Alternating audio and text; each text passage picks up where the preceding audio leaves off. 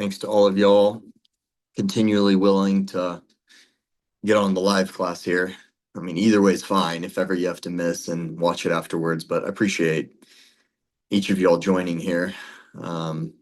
The presence, awareness of each of your faces and knowing that we're walking through this together here is always helpful. So let me just open us here with just some deep breaths and kind of a slow, gentle, easy move into where we're at here. So if everybody would just, whether you're sitting down or standing up, just maybe closing your eyes.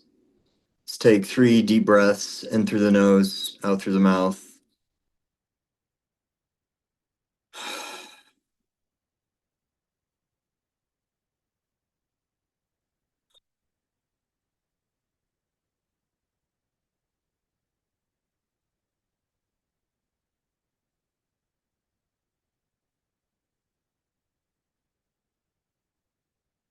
Yeah, and if you'll just notice anything you're feeling in your body right now, anything you're bringing into this class with you from today, any felt sensation or emotion or feeling, just honor it by noticing it, saying thank you towards it. Thank you for alerting me of what I'm carrying here. And if you can feel what it is, if it's a little bit of anxiety, a little bit of frustration, regret, guilt, grief, whatever it is, just acknowledge it. Say thank you to your body for continually being in communication with you, showing you what you have going on so that you can feel it, be aware of it, process it. So for me, thank you to heart area for carrying a bit for me today. Thank you to my gut for carrying a bit of a little bit of anxious kind of energy. I recognize it. I allow it to be there. Just allow it to be with you here. Your safe space to be able to hold it.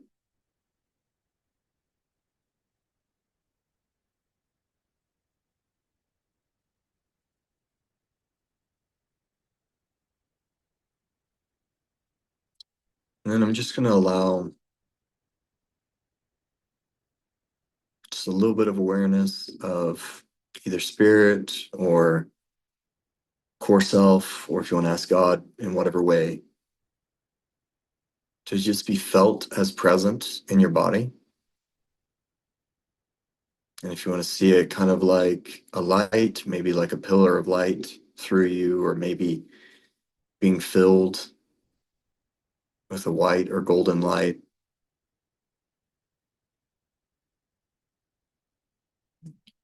Just feel what that feels like, to feel that kindness, gentleness, compassion, love,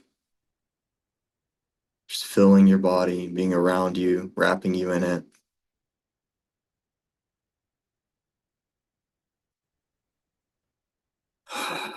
And just felt, give yourself in any part of your body the felt experience of letting go of any tension that's there.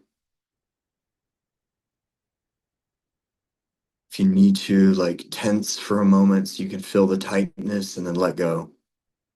So you can feel the release and just feel what it would feel like if you were able to let go of anything that's on your mind for today. Any concern, worry, task. Just feel what it would feel like if even just for a few moments you could just completely drop that.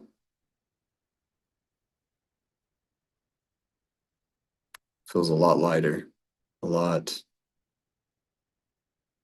more spacious, a lot less tense.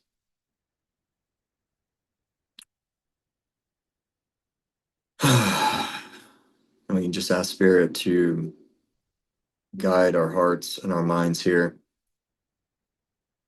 open up new levels of insight, new levels of experience, to be aware of the communication of our mind and our body as we chat here.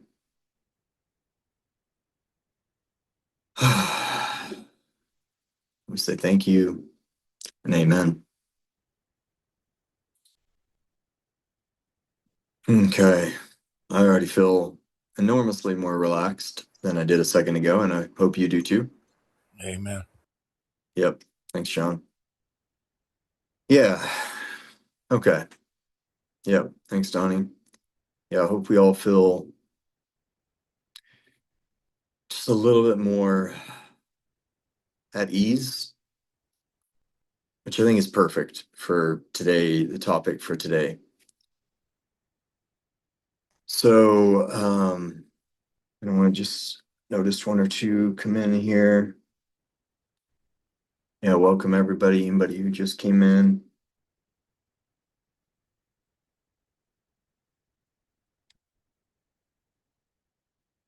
Okay. If y'all want to open up, yep, thanks.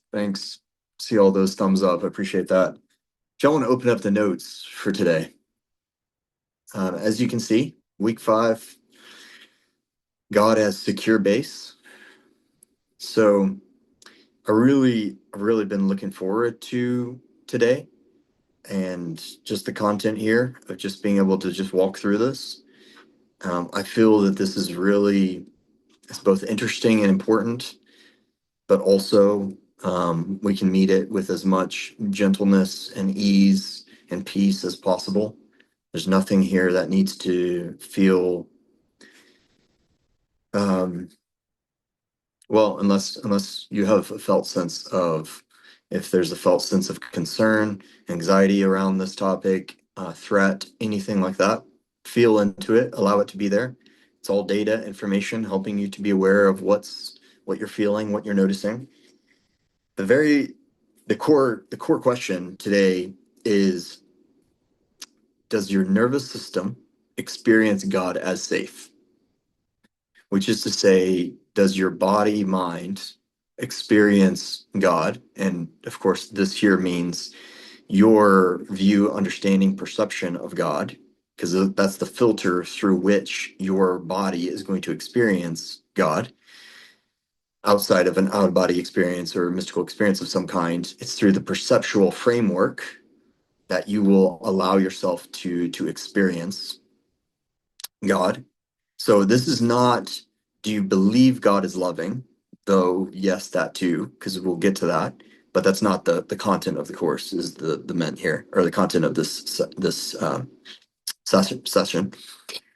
And it's not, do you affirm the right doctrine or not? We're not talking about that. And it's not, do you agree with any theological statement here? So just to make sure we're clear at the beginning, what we're going for here is to be aware of how different beliefs, thoughts, perceptions about God feel very different in the body, and how they can tend to allow us to be in a felt state of peace, which is to say, nervous system relaxation, or a state of threat, control, concern, anxiety, fear, depending on the belief, the statement, or how we're thinking, how we're perceiving things.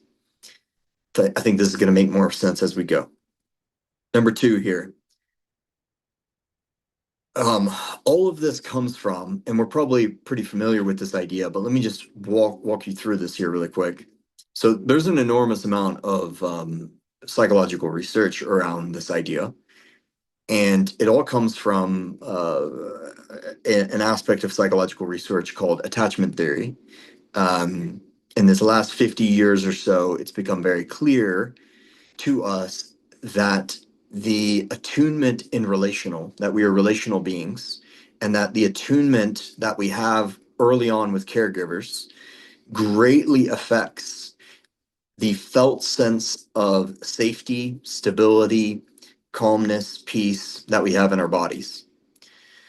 And so just to say this in a simple way, and I know we're tentatively all aware of this, but I want to say this because I think it'll become clear in a second.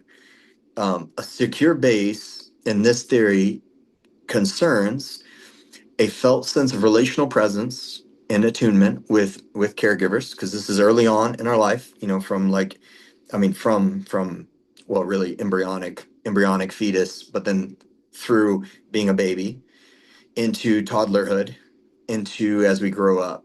So all of that period right there, as we probably all very well know, how we experience um, love, concern, appreciation, attention of primary caregivers greatly affects our felt sense of safety, which greatly affects the way our nervous system and neurological hardware wires in how safe we are, how loved we are, et cetera, or not. Needless to say, many a study has been done on children who are not breastfed, as well as children who don't have a stable sense of touch early on from caregivers, as well as children who don't experience a stable presence of attention and or love, but just attention, responded to when a cry is given, et cetera.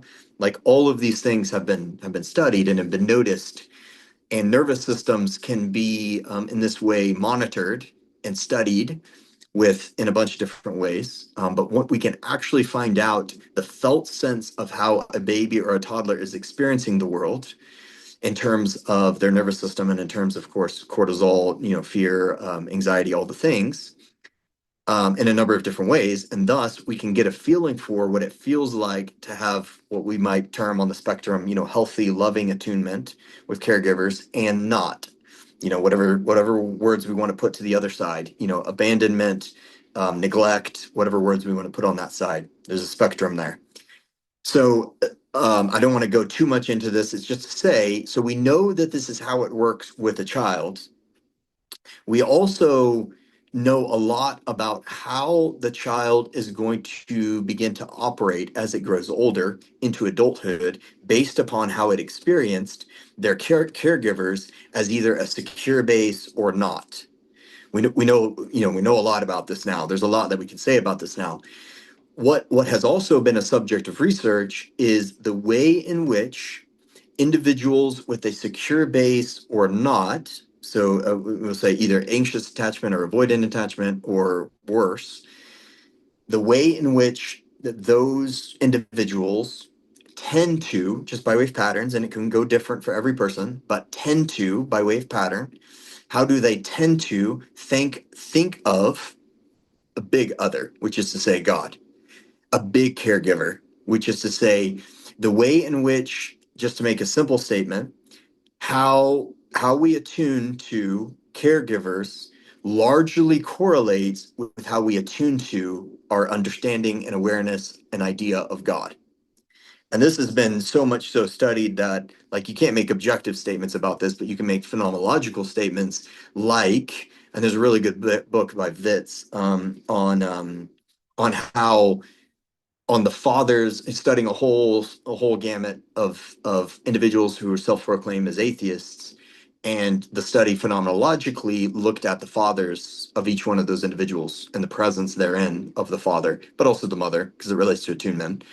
um, and you can find a lot of patterns there, and it's a really fascinating study. This just to say, understandably, like even just logically, right? If you have a caregiver who is neglectful, not present, um, not just judgmental, but vindictive in terms of punishment, such that you do either nice things or not, and you get a similar kind of behavior. Or if you do kind things, nice things, and you get nice behavior, you act out or do something wrong and you get punishment. Needless to say, that wires in, even just neurologically, let alone nervous system, that wires in. Well, that's how this world operates. That's how people operate. That's how I have to learn to get along.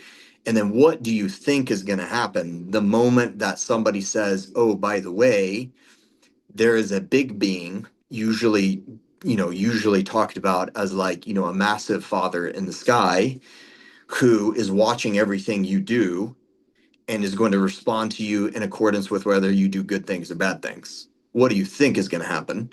We know what's going to happen, and that child is going to think of that being in the same way that it thinks of their earthly father slash earthly caregivers, parents. So that just one, that's pretty logical, isn't it? That makes a lot of sense. But two, there's a lot of study that's being done here to be able to walk through this. Okay, now, needless to say, or let me pause there for a second. Is that somewhat clear to all of us? Are we pretty much all on the same page here? Yep, probably. Theoretically, yes. Pretty Thank you. straightforward. Yeah, pretty straightforward. Thanks. I agree. All right. So the reason, okay, go to number three. So two ways that belonging or sense of safety can be experienced here. Now, needless to say, there's so many things to say about this, and just hear me very clearly. I am not attacking any doctrinal or theological statements here, and I'm not trying to perpetrate one in the other in a particular light than the other. Um, I think it will become very clear what's happening here, but I would like to point out that there has been a good deal of study here on how our view of God, and of course just worldview as it relates to the nature and purpose of this universe. You lost sound? Anybody else lose sound? No, we're good. Okay, sorry. Uh, if anyone lost sound, you probably can't hear me, but hop out and hop back in would be the thing to do. Okay. Oh, cool. Thanks. Okay. Um, two ways of belonging can be experienced, and they result in very different nervous system experiences and very different, um, really just belief systems as it relate to how our mind works. So first, as you would imagine, a fear-based attachment, a fear-based system, which is conditional belonging, conditional love. It's, and this can, you could say this with, substitute the word God with caregivers, and it's the same thing, but I'm just putting it here. If our understanding of God, probably based on our caregivers, loves you but only if you do X, Y, and Z. If you are accepted, if you X, Y, Z. Salvation is secure as long as X, Y, Z. Mistakes thus threaten acceptance, threaten your belonging in that, the safety of that, whatever, community, communion, whatever it is. Doubt is probably going to feel pretty dangerous because it's going to be a potential, moving out of that community, that group of safety, whatever it is. Hell remains, if hell remains psychologically possible, that's going to be very, very, very difficult, because there's going to be an unending threat that you have to deal with, an unending fear that you have to deal with, and it's going to move unconscious real fast, even if you don't think about it all the time. So if hell is a part of your way of thinking, it's that puts a wow, goodness, words, a perpetual threat at the bottom of your unconscious, such that your mind and your body will always be looking out for how to make sure you don't end up there. So depending on your theology and your thinking around that, just consider that with a considerable amount of study that's been done on this, it is very difficult, one might say near impossible, to experience peace at a deep level if ultimate threat is always possible. So just hold that in the back of our mind and we'll keep going. So if God can change God's mind, then am I safe? So you can get with all these statements, conditional belonging, conditional acceptance, conditional feels very unsafe. And the mind registers all of those statements and all of those feelings. And I can feel that. Like every time I read any one of those, I feel the unsafety of it. I feel the threat. I feel the concern. I feel the, oh no, I have to do this and this. I got to be careful. This is where all the protector parts of the mind come in and say, don't worry, we got it. As long as we do X, Y, Z, we're going to be fine, whatever it is. Okay, so nervous system result. needless to say, hypervigilance, moral perfectionism, fear of misstep, constant self-monitoring, anxiety about being wrong. So I would like to just say here that this is very like phenomenologically, okay, which I know I've used that word. So, phenomena being the words of phenomena, that which we experience. Phenomenology is the study of experience, the study of our perceptual experience, the study of how we experience things, right? So, phenomenologically speaking, this right here is my experience of Christianity and the church. I'll just be honest with you here.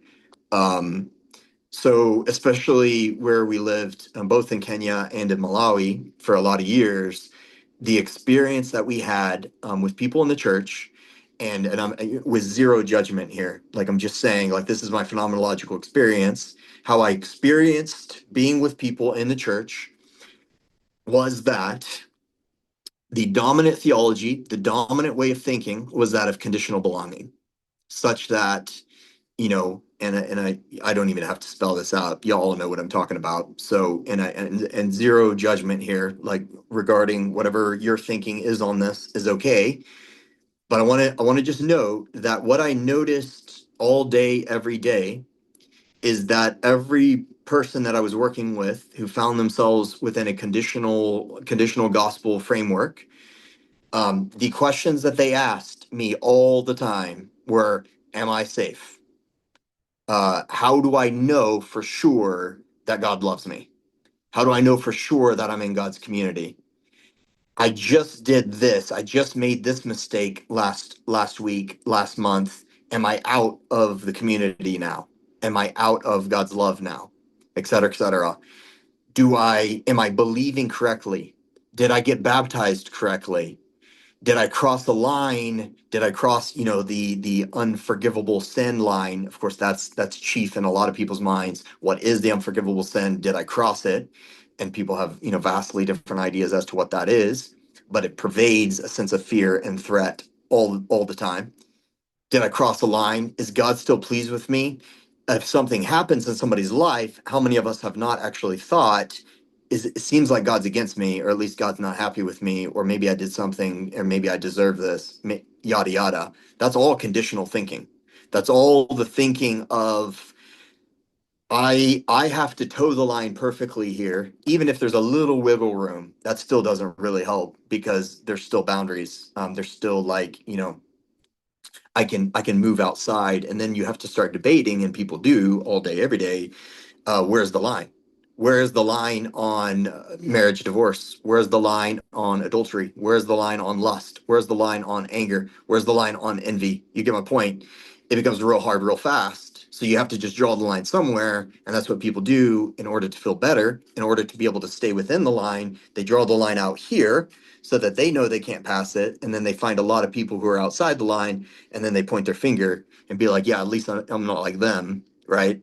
So we play these games all day, every day, and at least in some church circles.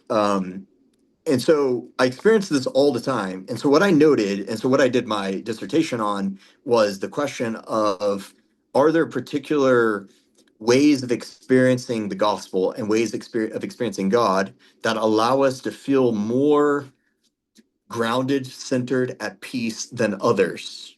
And what I found, phenomenologically speaking, is that yeah, absolutely. The way in which we think about this is greatly going to dictate how we actually can rest into, love, safety, peace, or not, depending on how you're thinking about this. Okay, let me pause there for a second. John, go ahead. Isn't that like what if? Should I do? Am I saved, or is this happening, or whatnot? What you were talking about? Isn't that more of legalism thinking, rather than putting your mind toward relying and trusting on Jesus? Yeah, theoretically, that would be a good word to put to it without, as a label. But of course, as the so-called label or word of legalism has a pretty solid spectrum. There's a pretty solid spectrum of that, to where like there's a big difference between what we might term, a fundamentalist. legalistic type way of thinking, with somebody who maybe is on the complete opposite side, and then whole spectrum in between. So whether somebody is like very much, if you do XYZ, or if you mess up in this way, you're out for sure, or this is what you have to do to so-called avoid hell, or so-called end up in heaven. Whatever the spectrum of that theology, it has a good deal of conditionality to it, doesn't it? And so yes, if you spend your time focusing on Jesus, theoretically, that's a lot more of a, has the potentiality for, I won't just say healthy, but the potentiality for peace, love, joy, depending on how you experience it. But at the same time, that's depending on how you think about Jesus, and depending on how you think about your relationship to Jesus, right? Because I know just as many people who can tell me all day, every day, how much they love Jesus and how much they talk to Jesus, but are they still afraid when they mess up? Do they still feel guilty, shame, all the things when they mess up? Yeah, 100%. Which tells you that part of the wiring, and part of the unconscious experience here is a lot more of conditionality than it is the experience of communion, unconditionality, however you'd like to say that. But anyway, Brother yes. Ryan, Brother Yeah. Ryan, where I stand, secular world versus spiritual, bouncing back and forth like a ping pong ball with the ways of the world and then the spiritual side. And I'll tell you right now, the thing that saved me, Jesus Christ. That's what has saved me. Bottom line. Yeah. Appreciate that, John. That's a good, it feels like, that feels like a very safe statement and way of feeling for you. And it feels like you feel very safe with Jesus and talking and thinking about Jesus, doesn't it? Which I appreciate. So it sounds like that attunement for you allows you to feel safe in some way, doesn't it? Okay, I appreciate that. And I know that not everybody feels in that same way, or has experienced that same way, or thinks in that same way. So here, I'm going to keep going. Sec- Secure belonging. Yeah, thanks. So uh, forget theology for a second, because let's go back to caregivers here, and I want to just make sure that this is how we're wiring this in. So B, secure belonging. Now consider this with the caregivers. Love precedes performance. And I bet most of us as moms and dads here, you have that little baby you're holding, and there's an infinite amount of love that you feel for that baby, and they don't do anything other than cry and poop and all the things. They haven't done anything great yet, but that doesn't matter. It's pure unconditional love for that little lovely, innocent, whatever, a mind body spirit complex. Belonging thus for that kid from some parents here, is 100% stable. Like even if you have boundaries around actions, okay, but that they belong in your community, in your house, in your family, whatever it is a non-negotiable. I'm just talking like this is how it could be for some kids. Doubt does not threaten relationship. If they doubt your love, if they doubt that you love them, if they doubt that they're your kid, whatever, any doubt, it doesn't threaten the relationship, does it? Like there's a sense of unconditionality there. Mistakes invite growth for sure, but not expulsion. So there's never an option. Think about for your kid. There's never an option, no matter what they do, that they're going to be that you're going to kick them out of the family, or that you want nothing to do with them, or that you're going to whatever. Now, like, let's not go into any debate here about like, are there appropriate forms of handling different kinds of discipline? Okay, sure. So let's not worry about that at the moment. It's more just comprehensively the view, discipline from this view, depending on the type of discipline, but we'll just be general for now. Discipline is not rejection. Discipline, when done with care and kindness and compassion and love, is not felt or experienced as rejection. It's felt and experienced as maybe correction, or you know helping somebody to recognize the boundaries of being within the family, as it were, or being within, yeah, however one would like to say that. The result, pretty objectively here, the result with individuals who grow up in this kind of experience, and this is like, you can't say objectively, unfortunately, but there's a lot of data here. So we'll say phenomenologically speaking, but with an enormous amount of, structured phenomenological data, it's reduced vigilance. There's a great deal of like, I don't really have to be afraid here for a lot, or really for anything. I don't have to be afraid of no longer being loved and valued and appreciated. That's not even on the table, right? So that's just not even in my system. So there's reduced vigilance, and this is across the board with these kinds of kids. Increased flexibility, because I don't have to. So protectors are the primary thing that increase rigidity. So you have flexibility, rigidity on opposite sides. Protectors have to be really rigid when the stakes are really high.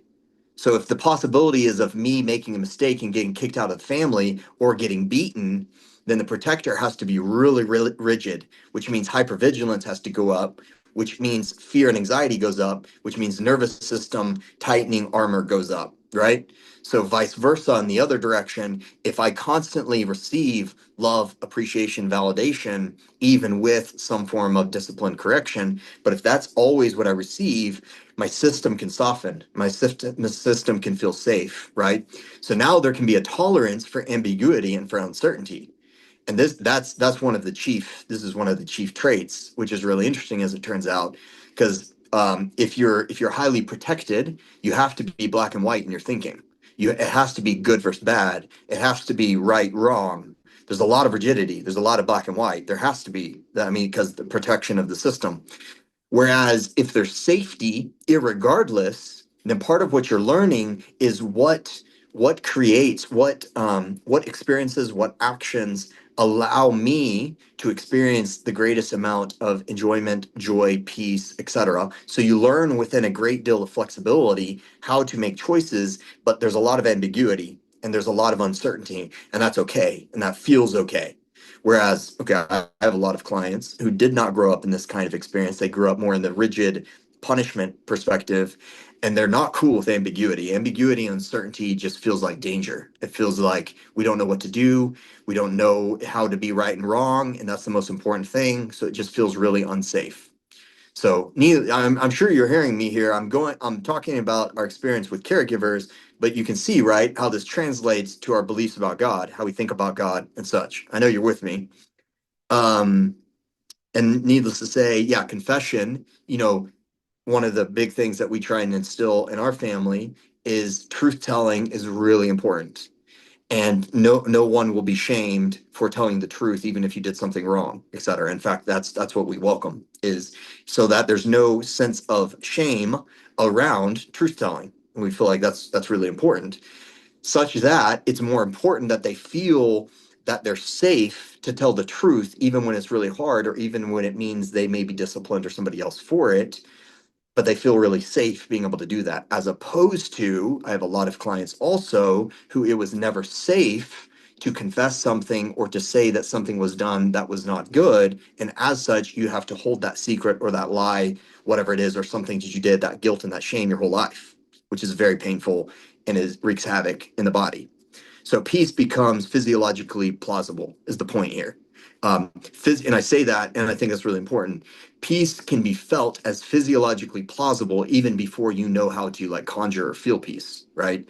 Because you've been given a safe environment, you've been given the safety of attunement of unconditional presence, unconditional acceptance, unconditional love. Okay. So just note here that phenomenologically speaking, so I'm not making a theological statement here for the most part, but I'm not trying to. Phenomenologically speaking, unconditional love is that which begets the greatest possibility for peace and love and joy in the experience of life here. So that's worth noting, right? Okay. And then vice versa on the other side. Non-conditional love, which is to say, vindictive, retributive, or conditional love, provides the greatest capacity, provides the environment for the greatest capacity of fragmentation, division, anxiety, and fear, and everything therein. And that's worth noting, psychologically speaking. Okay. So number 4, just to make this like more clear as we go, the psychological cost of this. Okay, When love feels conditional, the nervous system cannot fully rest. So it must constantly monitor behavior, thoughts, beliefs, emotions, compliance therein with all the things. Okay. So now, if eternal rejection is on the table, like if it's psychologically possible, so if it's a belief within kind of the repertoire of beliefs that one holds, even if it's unconscious, like even if it's not held consciously, if it's an unconscious belief, then the stakes are infinite. And infinite stakes for the psyche, how do you think it handles that? Not great. So infinite stakes equals infinite vigilance. So, at an unconscious level, the felt experience of the possibility of infinite rejection is registered as infinite hypervigilance and protection is needed here, is required. So, in a very real sense, and this is why I'm just saying, psychologically speaking, in a very real sense, no peace is possible. Because, like, how can you rest? You can't rest. You might trip up and make one mistake, and thus you're doomed, you know? So, for the psyche, this is a hard experience. So, without yeah all the where okay, so let me go to what I highlighted right there. It is not, and I'll say like this could be a debatable statement, and I'm cool with that. I'm not trying to make an objective statement, but I'll say like a lot of research points me to, and a lot of experience points me to, and just like pretty much logic also kind of points me to, it is not psychologically possible to experience deep peace while fearing ultimate rejection or fearing one's relational standing with a parent or big other being in possibility of being rejected. So that's a big statement, I know. But and I wish I could just point you to, well, I can, and I'd be happy to for anyone who's keen to read it. There's an enormous body of research that has been looking at this for a really long time, especially in religious circles and in religious trauma circles. There's a lot of research that's looking at what does it feel like in the mind and the body, and what's the result when the possibility of ultimate rejection is there or believed in. Let me get to what we know happens, and I think this is interesting. This is worth paying attention to. So this is from a theorist called named Donald Winnicott. Yeah, okay, here, let me just, in case anyone is saying God is redemptive, how can we combat conditional love? Yeah, faith. Okay, yeah, appreciate that. Yep. Um, okay, what happens, and I want to, again, I'm going to go at this from a psychological perspective, but you're going to get me real fast here on how this relates to us kind of in faith, church circles, belief circles, as it were. So when belonging feels conditional, so early on, and this is what I can just say, like, man, this is I see this so often, and this is so hard to work with. I mean, it's possible, absolutely possible, especially with IFS. That gives us a really great tool to be able to work with it. But I see this so often. So when belonging feels conditional early on for a child, and this is where we can use whatever words we want to use. We can use protector parts, but we're going to use the words false self. So a false self often develops. So the words false self does not mean fake, it means adaptive, an adaptive self, which means like protector parts, it means that that child must, I mean, and really just think about it. You're 3 or 4 and a big giant other, the mom or dad, but like they're experienced as giants, hold your life in their hands, quite literally. Especially if you're getting beat, you know very clearly with sheer terror that your life could end at any moment at their hands. And that's true, and of course it often happens. And but like, so that felt experience as a little kid, and we don't think about this much, I know, but like yeah, that felt experience as a little kid is okay.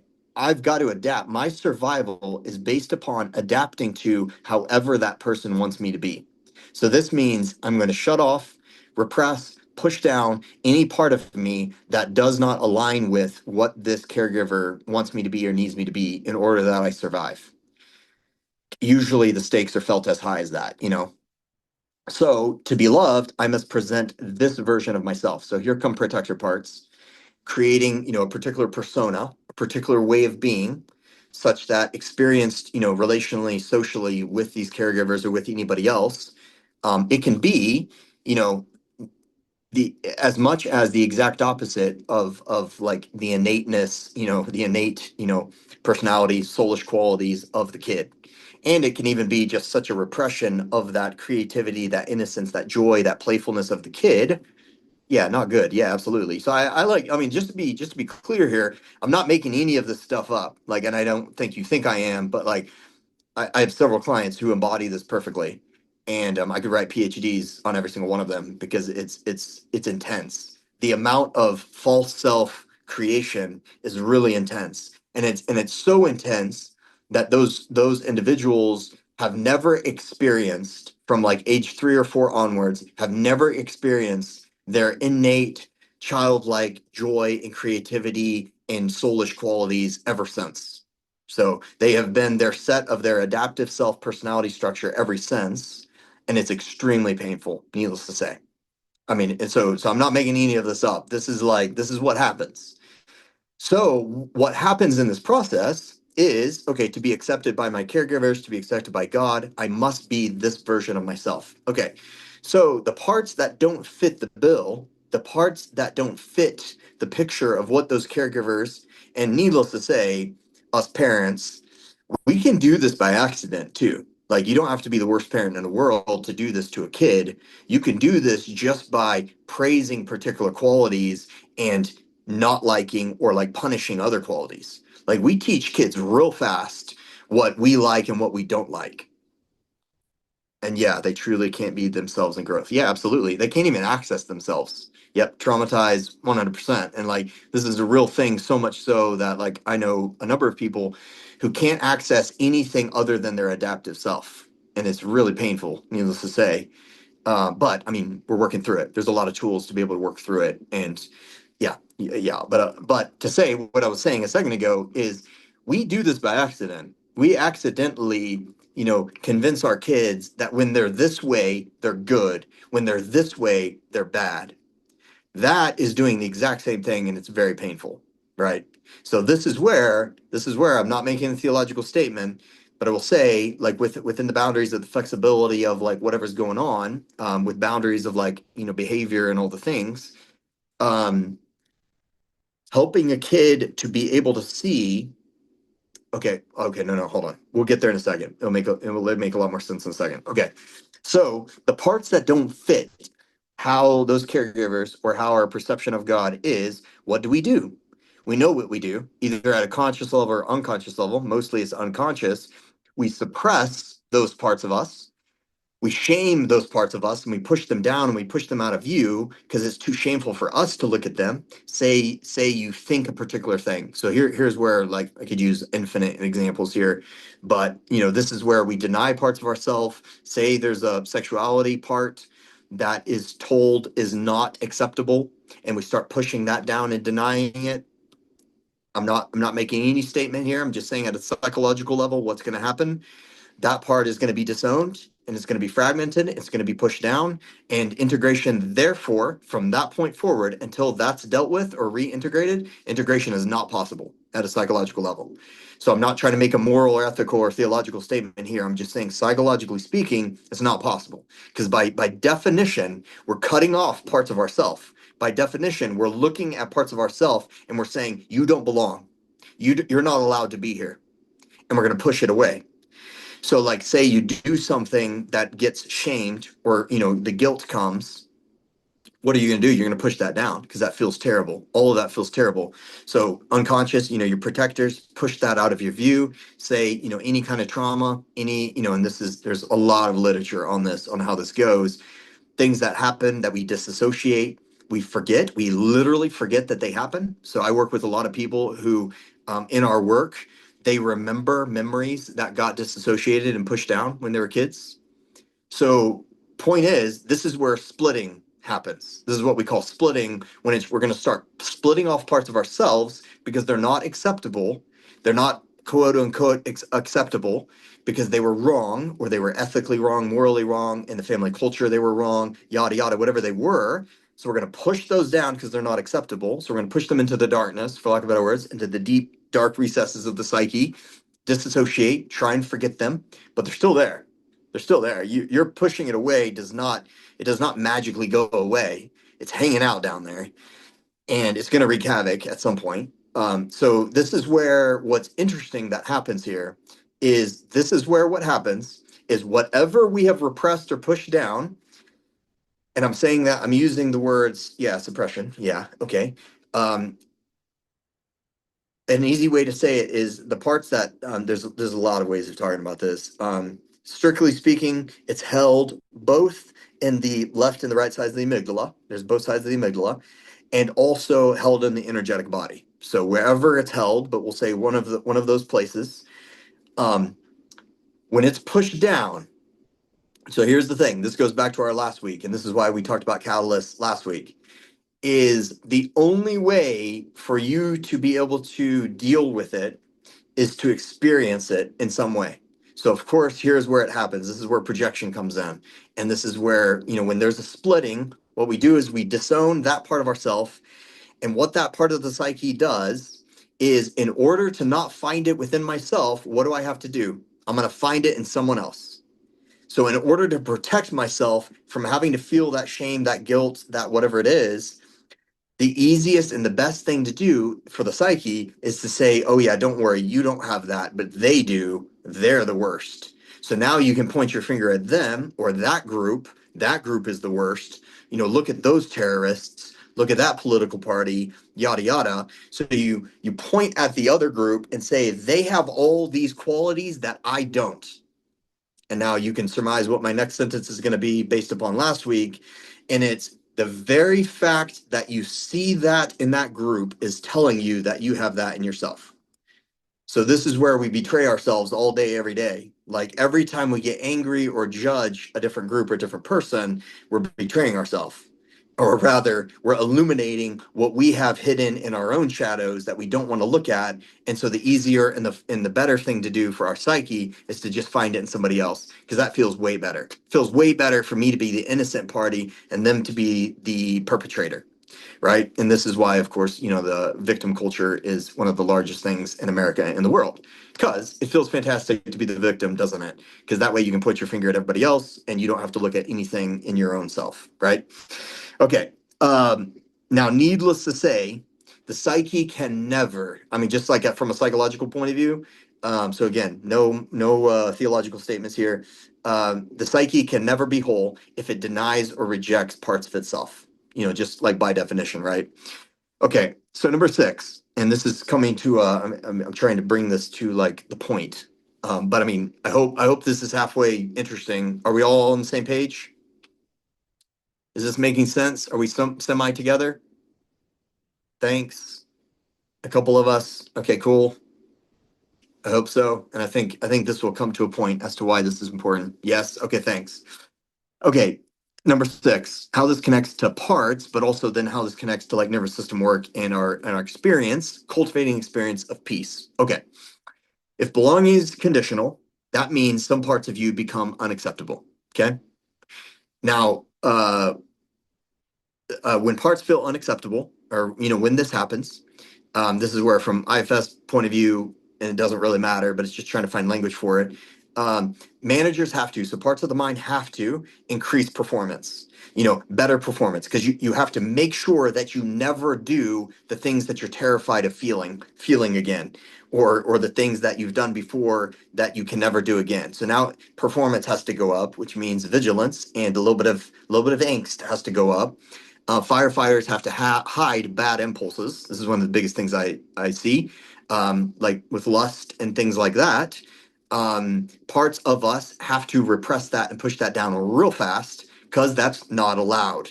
I can't have those thoughts. I can't allow those desires. So you've got to push that down. And needless to say, that requires an enormous amount of energy holding all these parts of you down.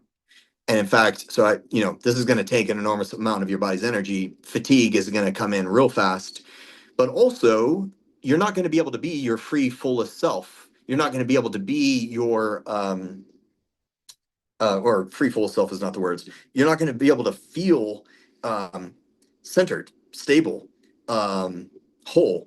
You're not going to be able to feel honest, to have integrity. Like you're not going to be able to feel any of that because, like at the psyche level, by definition, we're not utilizing integrity, right? Because we're trying to shove other parts away. Okay, so here, any part that carries shame, if that's not allowed, it has to stay in the darkness. Okay, so the psyche is already fragmented, but the psyche is like holding the fragmentation. Well, not the psyche. I'll say parts are holding fragmentation in place. Sorry, because the psyche wants wholeness. So parts are holding fragmentation in place. So peace becomes difficult. So here's the key point. Here's the key point. This is what I've been trying to get to here. You cannot offer compassion to parts of yourself if you don't believe that God offers that compassion to you.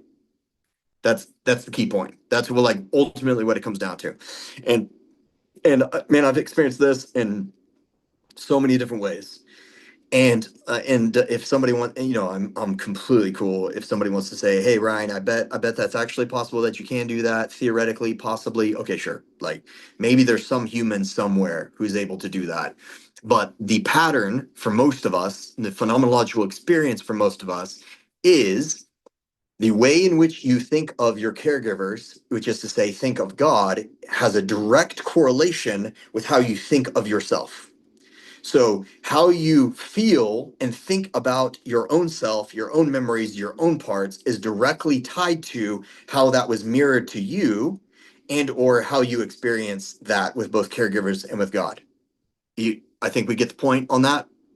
Okay. So in that sense, this is why beliefs really matter. And this is why, if you allow me to say it, your theology really matters. Because it is possible, and this is where a good deal of research has come in as well, especially out of Abilene Christian University, actually, with Richard Beck. Some of you all maybe have heard of Richard Beck or have read some of his work. Some of his work has oriented around God as a secure base because some of the theory has been, okay, what happens if you have really bad attachment, really poor attunement, and all the effects therein from your parents? Say you were adopted, or say you were just left out. A lot of people in the world, a lot of individuals have this experience. A lot in America, but a lot more in India and Africa have this experience of being born and being left out on the street or whatever it is with like zero attunement whatsoever, right? Such that zero attachment is possible, pure terror in the body. You know what I mean? By the time they start getting older, a lot of individuals hardly have the capacity to experience and to know that they're safe or loved, right? So, needless to say, a lot of research has gone into, well, what can you do to heal that? And it turns out that one of the things you can do to heal that is utilize God as a secure base. And this is my point here is if you can think about it this way, regardless of how your parents are, and even okay, well, hold on.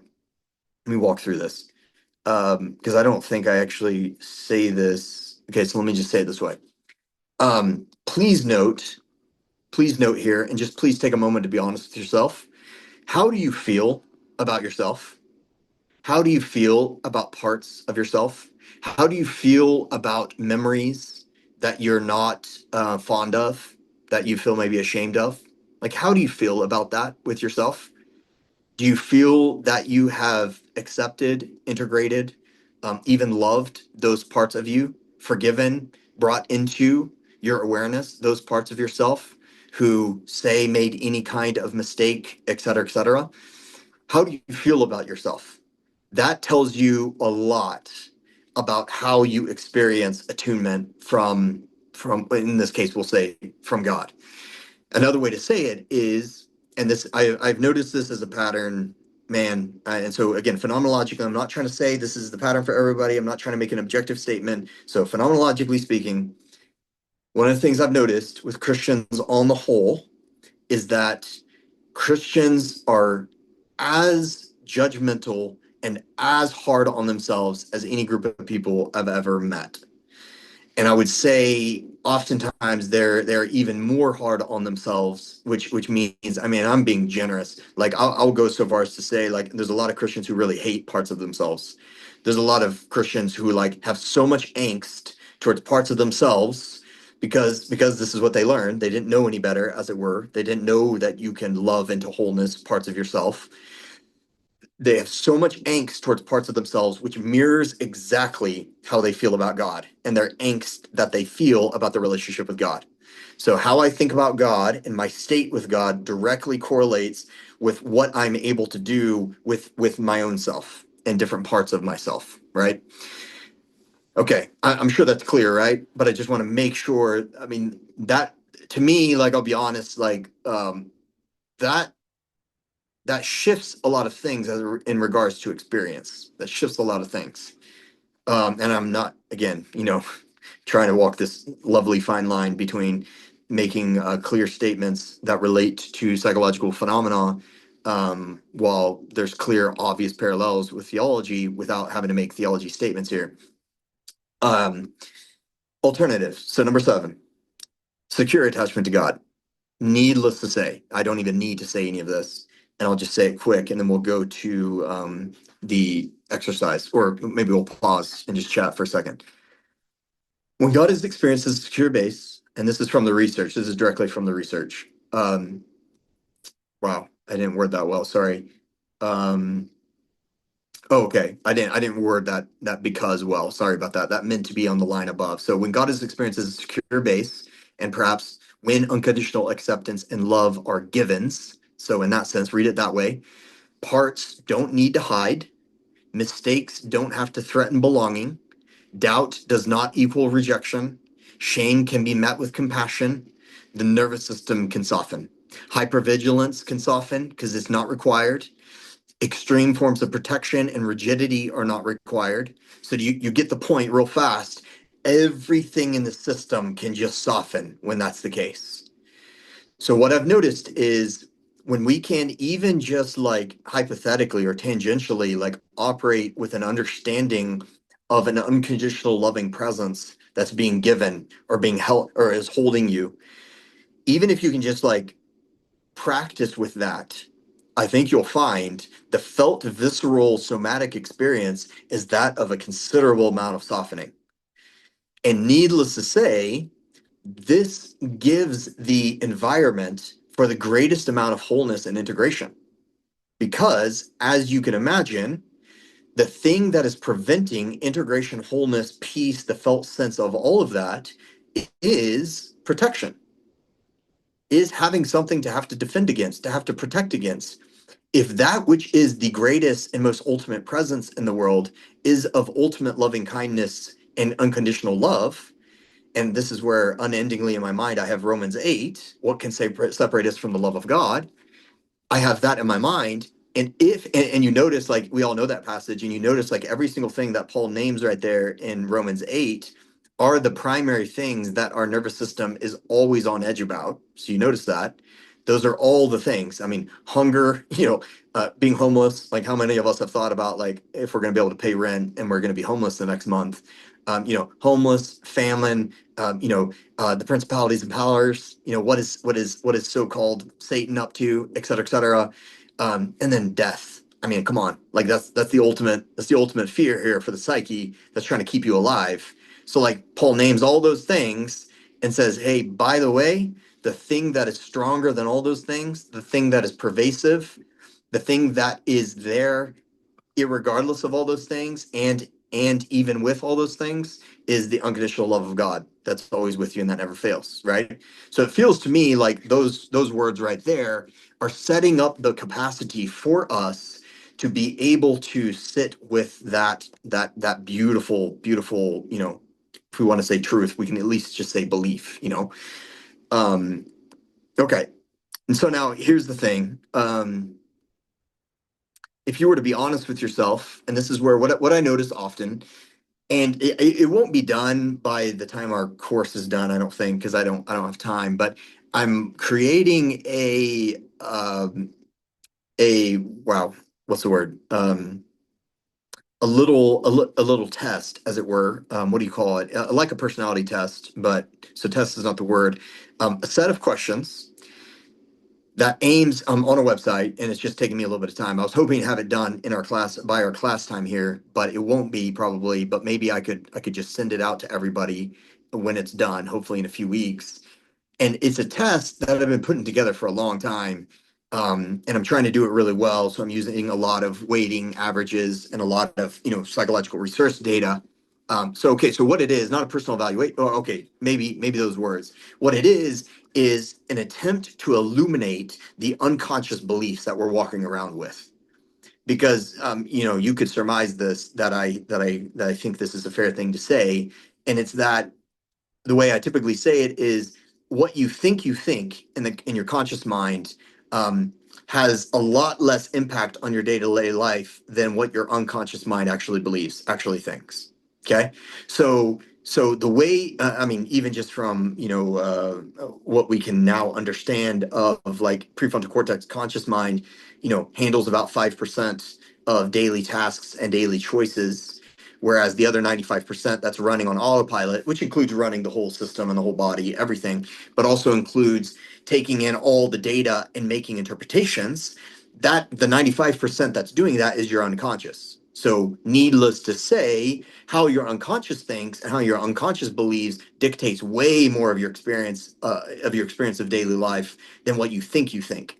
So this is where, if I can make a big statement, I would say I care a little bit less about what you think, than about what your unconscious is actually working with, right? So what I've been trying to do for a while now is illuminate unconscious patterns of fears and beliefs so that we can see them, so that we can shift them if needed. And what I've noticed in the process is that even people who have a very, kind and compassionate view of God, their unconscious does not at all, right? And that's what runs the show.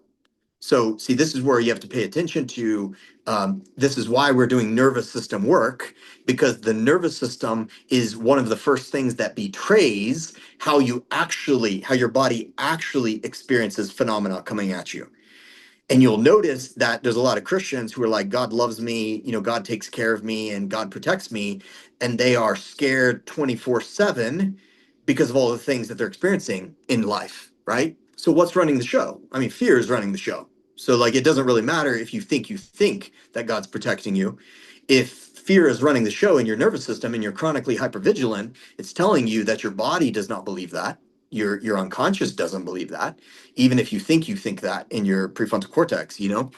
So anyway, the reason I'm saying that is because yes, like an unconscious bias test. Yes. So I've been, yeah. Anyway, my whole point there is to say I wish I had that right now, because I think it would be helpful for us. Because so here are some questions.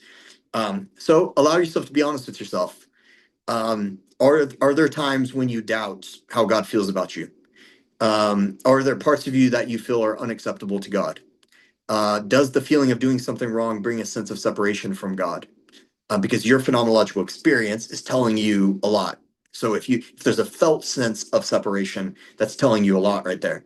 Does your body brace around thinking about things that you've done right or wrong, or around thinking about God or being in particular church communities? Do you feel, I didn't put this one in there, do you feel anything in particular when you are with, and I don't know how much time you spend, when you're with Hindu or Muslim brothers or sisters? How do you feel? Do you feel on edge? Do you feel threatened? That's telling you a lot already as well. Does prayer feel pressured? And next session, finally, we'll be talking a lot about prayer. um, does confession, which is to say, does articulating things that you feel you have done wrong, is that terrifying, or do you not like that, or does there something that makes you feel like you're not going to be accepted if you do that? Does doubt feel dangerous? So these are, yeah, and I'm not trying to say anything about like where you're at theologically, but just notice it. Like all that's data. All your answers to all of that is data, right? So it's worth noticing. Um, okay, I want to get to this closing practice, but before we do that, let me just pause there. Are we all on the same page here? Any thoughts, comments, questions at the moment? Thanks, Tony.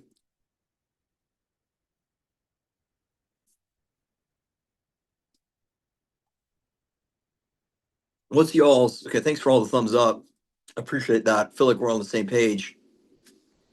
Um, I'm curious. Does anybody have an experience here or a thought of, I wonder, of curiosity? So curiosity is the core self quality that we probably want to go for here. Does anyone have the kind of curiosity or the feeling that I wonder if my body, if my unconscious, uh, I wonder if I believe the same things that my body seems to believe? Has anybody had that? Has that feeling or that thought of I wonder if I'm as in unison as I thought as I think I am? Yep, thanks, Lydia. You've had that thought.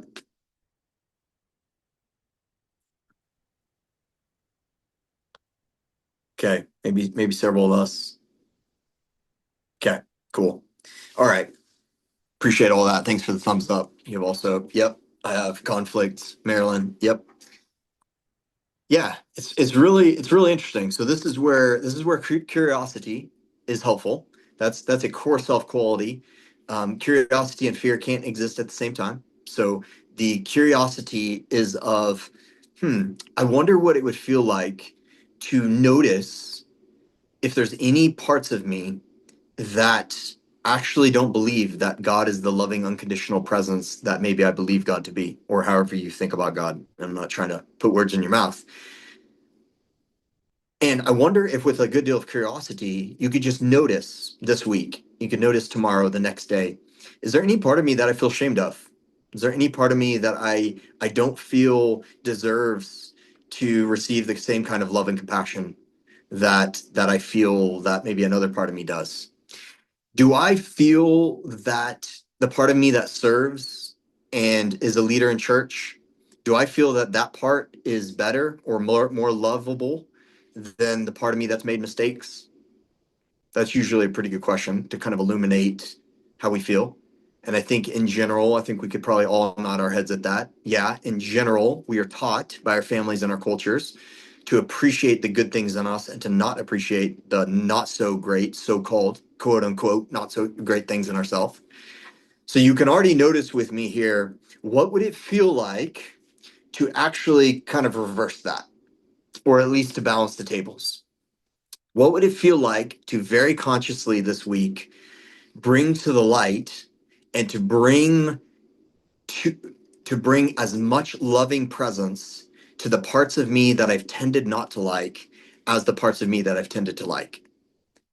So what would it feel like to either think about a memory where clearly you did something and you're ashamed of it, and maybe there was never a resolve, maybe you've been carrying it around with you for a long time, or maybe there's just a part of you that you've been trying to so-called get rid of, or keep away, a part of your personality, a thinking part, a whatever it is. What would it look like, instead of trying to cut it off or get rid of it? What would it look like to bring it into your loving awareness and to sit with it and to love it and to bring all the love and appreciation and the kindness to it that you can? What would that look like? So that's what we want to do right here. So if you would, with me, just for a few minutes, this will be short. Yeah, 3-minute version. There's a longer version of this too, but I made a really short one because I surmised that I was going to run out of time. So if you'll just do this with me, just you can close your eyes. I'll just, if you want, if you feel comfortable with that, and I'll just walk us right through it. So deep breath, allow yourself to feel safe in this moment. Where you are in space and time right now is completely safe. Now you can just imagine yourself either where you're at right there or in another space that you know feels perfectly safe for you.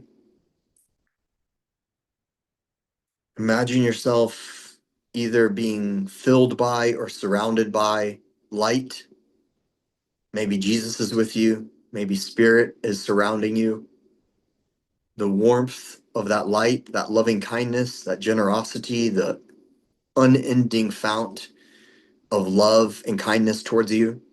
And you're being surrounded by that. You're being filled with it. You could see it like a golden light just filling up your whole body.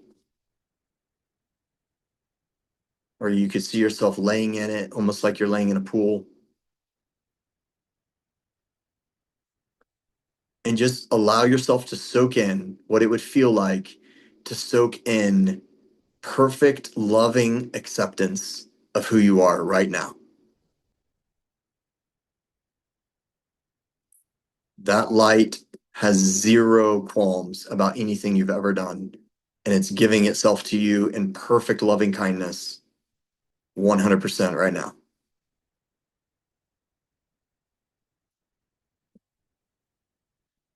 As you feel that, allow yourself to think of a moment or a memory or some part of you that you're really proud of, that you really love, some part of you that you're really grateful for, you routinely just feel really proud of, and you really love this part of you.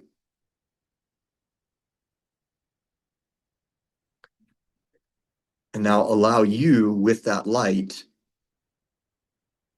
to just give all of that light's presence of, I love you, I appreciate you, I value you, thank you.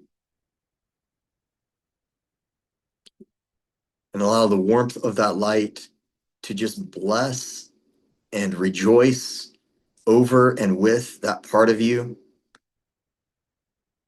If it's a part of you that's kind, a part of you that works hard, a part of you that's a good parent, whatever it is, just really bless that part of you.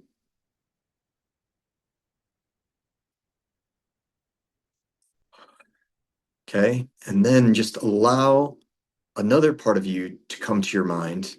And this is a part of you that you don't think very fondly of.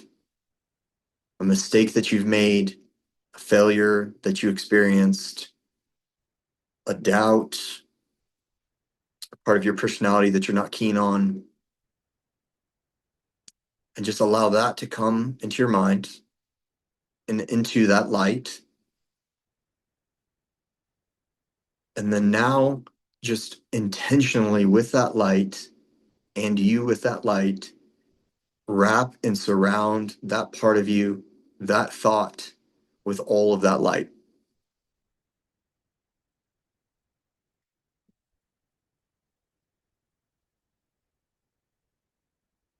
And you can even just notice now that that light is increasing so much that that part of you is just basking in how good it feels to be loved and appreciated, not to be judged, not to be pushed away, not to have anger towards.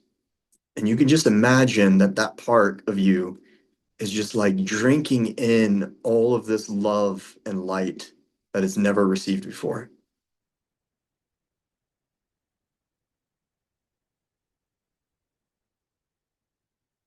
So now that part of you has received just as much light as any other part of you. And now just imagine, just to conclude, just imagine that there's several other parts of you that are hanging out maybe in the shadows and the darkness, several other parts of you that feel shame, they feel guilt, they feel hurt, they feel grief, and you can just see them maybe in your body. And they're all being held within that light right now. And we don't have time to go to each one of them, but you can just extend to each and everything that is in you, that is in your body, that is in your mind. It's all being held right now in perfect, unconditional, loving presence.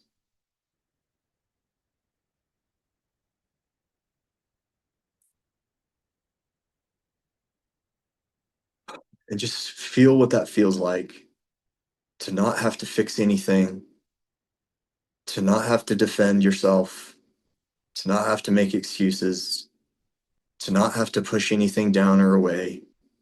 Just feel what that feels like to be completely accepted in this moment.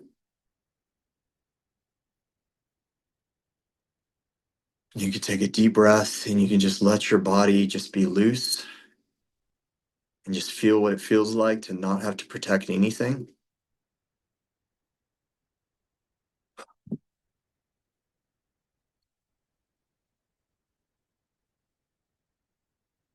And then whenever you want to, you can open your eyes, come out of it.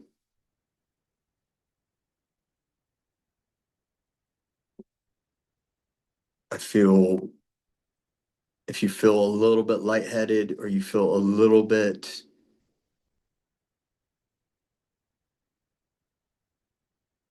off, that's probably the feeling for you that is not so familiar. And even just for me here, I feel really, really so calm. Yeah, lightheaded for sure.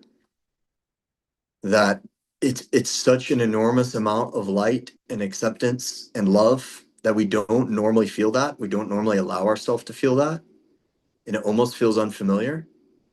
So I wonder if just this week, I'll get to you in a second, John. I wonder if just this week, just each day, just for 3 minutes, I mean, just like that. Okay, fine, that took us 5 minutes. But just, yeah, almost trance like, yeah, just allow yourself to just feel, just do that again. Just feel that, even just a little bit. And you don't have to figure anything out about it. You don't have to fix anything afterwards. You don't have to, make any statements from it. It's just letting your whole system just feel what it would feel like if it was completely loved and accepted. And then just notice, like without doing anything, just notice how that affects how you feel about yourself, how you feel about other people. I promise you'll notice something. So just notice that. Okay. I know we've gone 5 minutes over. Are we meeting next week? Yes, we are. Is there a reason? I'm not sure if you're thinking maybe there's something I'm not thinking of. Is there a holiday or something? I don't Well, know. spring break and a couple of my classes are not meeting because of spring break here. Oh, okay. Okay. Okay. No, appreciate that. Appreciate that. I didn't even think about that. I don't, we're on a different schedule, so it's not spring break for us next week. Let me, show of hands with thumbs up. Would everybody be keen to just take a week off next week? Or thumbs up if we're good to just go ahead and meet next week? Okay, cool. I'm on the same page. Okay, cool. I appreciate that. If everyone's cool with it, I was planning to meet next week, so I'm completely good with that. Yeah, okay. All right, thanks. Let's plan to be here same time, same day next week, and we'll keep moving forward. Okay, I appreciate all of you. Appreciate, of course, the kind attention and presence, and hoping for you, trusting for you this week to just feel a little bit more loving kindness towards yourself and towards your whole system. Okay. Before I say goodbye, so different from how we've been taught to suppress the bad in us. Yeah, 100%. Thanks, Karen. I agree. It's different than what we've learned, isn't it? And I'd be keen. I'm always keen. Like again, phenomenologically, I'm keen to find out how y'all experience this. So in the Google form, this for this week, be sure and let me know like what result, what effect have you seen from extending this, allowing yourself to receive it. I'll be keen to hear what effect you've experienced with it. Okay. Appreciate all of you. Have a good evening. Thank you. Take care, everybody. Okay. Y'all too. Thanks.